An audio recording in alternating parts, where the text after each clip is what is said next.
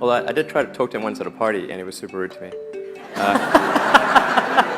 And Larry was the guy that introduced me to Steve Jobs, so it's not as like I'm going like and tugging on his coat, like, you know, please talk to me.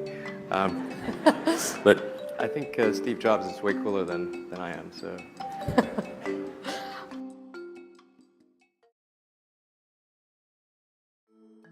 There needs to be someone who is sort of the keeper and reiterator of the vision. Because there's just a ton of work to do. And a lot of times, you know, when you have to walk 1,000 miles and you take the first step, it looks like a long ways. And it really helps if there's someone there saying, well, we're one step closer. The vision needs to be reiterated. I do that a lot. Boy, I've forgotten how much work it actually is to start a company. It's a lot of work. And you've got to do everything. You've got to come up with a name. You've got to come up with a logo. I mean, in addition to designing the product, you've got to figure out what to design. You've got to figure out how you're going to get it to the marketplace. You've got to do a part number system. You've got to go get bank accounts. You've got to set up charts, general ledgers, get a management information system, get a little kitchen set up, get a coffee maker, all this stuff. All of those wonderful things that we got for just being are now sort of just old news. We are like every other startup. We've been a company now for 6 months. And yes, you could say that, well, we had a lawsuit for 4 of those months and we had this and that. But the bottom line is the world doesn't really care. What the world cares about is what we produce. We tend to make sure that our feet are on the ground and we realize that we're going to be judged like every other startup from here on out. And that is by what our product is and how timely we bring it to market. And getting a consensus on a common vision. We wanted people that were insanely great at what they did.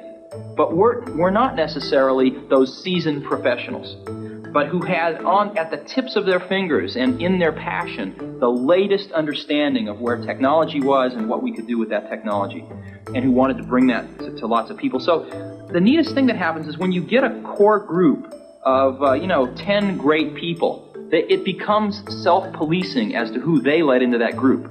So I consider the most important job of someone like myself is recruiting. One of the things I've always found is that you've got to start with the customer experience and work backwards to the technology. You can't start with the technology and try to figure out where you're going to try to sell it. And I've made this mistake probably more than anybody else in this room. And I've got the scar tissue to prove it. And as we have tried to come up with a strategy and a vision for Apple, it started with what incredible benefits can we give to the customer? Where can we take the customer? Not starting with, let's sit down with the engineers and figure out what awesome technology we have, and then how are we going to market that? And I think that's the right path to take. You've got to find what you love, and that is as true for work as it is for your lovers. Your work is going to fill a large part of your life, and the only way to be truly satisfied is to do what you believe is great work. And the only way to do great work is to love what you do. If you haven't found it yet, keep looking, and don't settle. As with all matters of the heart, you'll know when you find it. And like any great relationship, it just gets better and better as the years roll on. So keep looking. Don't settle. Did you ever think of giving up? There were moments where it was pretty tough. There have been moments, but no, I don't think so. I don't think so. The first year or two was the hardest. And there was no personal computer in 1975. Right. It's very hard to believe. Well, that's why we made one. Yeah. We made one because we wanted one, and there wasn't one, so we had to make one. We showed it to we just made it for ourselves, and we showed it to our friends, and they all wanted one. And so we were busy making these computers by hand for our friends, and it was taking all of our life. And so we decided we better manufacture 100 of these to get, so that we can not have to spend the rest of our lives making them for our friends. And that's how we got into this. We didn't think about starting a company. We were just doing it for ourselves, and then our friends, and then the circle got bigger and bigger and bigger. Now there's 25 million people. So you were having fun? Oh yeah, we've always had fun doing this. So many young people are aspiring to become, venture companies and emulate something like Apple for themselves. And sometimes people come to me and say, I want to start a company. And I say, why?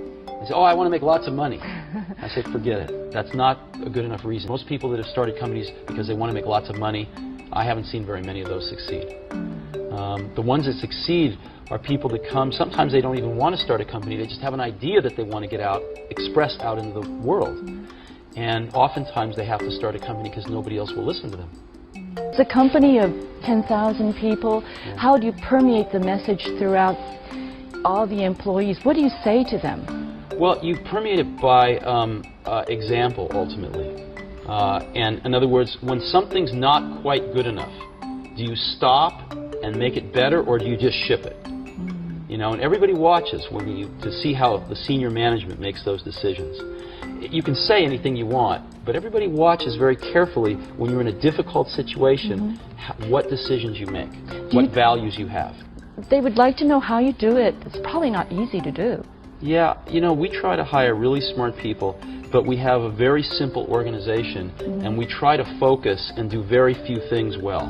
And focusing's hard because focusing doesn't mean saying yes, it means saying no. So we decide not to do a lot of things so we can focus on a few handfuls of things and do them well. And I think, you know, everybody working at a company wants to do something great. They want to be excited about what they're working on. And they want to be recognized for it if they do a really great job. So we just try to allow people to do the best work of their lives at Apple and get it out to 25 million customers that we have. And that's very exciting. And when you're working on something and you know if this works out, up to 25 million people are going to use this. It's very motivating. And it's not just 25 million of our customers, but other companies tend to follow us. You know, it takes them a few years, but other companies tend to copy what we do if it works. And so we can influence the whole industry. Do you see how do you see yourself 10 years from now? You know, my headlights are not that good. I don't know. I don't really think about it. You know, I think about a year, 2, 3 down the road. We have some projects at Apple that are sort of maybe 4 years down the road, 5 years, probably like 3 or 4 at the most, because things change too much. You can be going down a path, you say, well, in 5 years I want to be here, but then something new happens, and you just say, forget that, I want to be over there. So most of this 5-year planning that I've seen in my life, some of it's essential, but most of it changes too quickly. So you can kick yourself in the butt, but I guess now's the time to change. And one of the things I don't see is, I don't see it myself, that startup hustle. In other words, if we zoom out at the big picture, it would be a shame to have lost the war because we won a few battles. And I sort of feel like I and some of the rest of us are concentrating too much on the smaller battles. That's an incredible feeling. To know that you had something to do with it, A, and B, to know it can be done. To know that you can plant something in the world and it'll grow and change the world ever so slightly.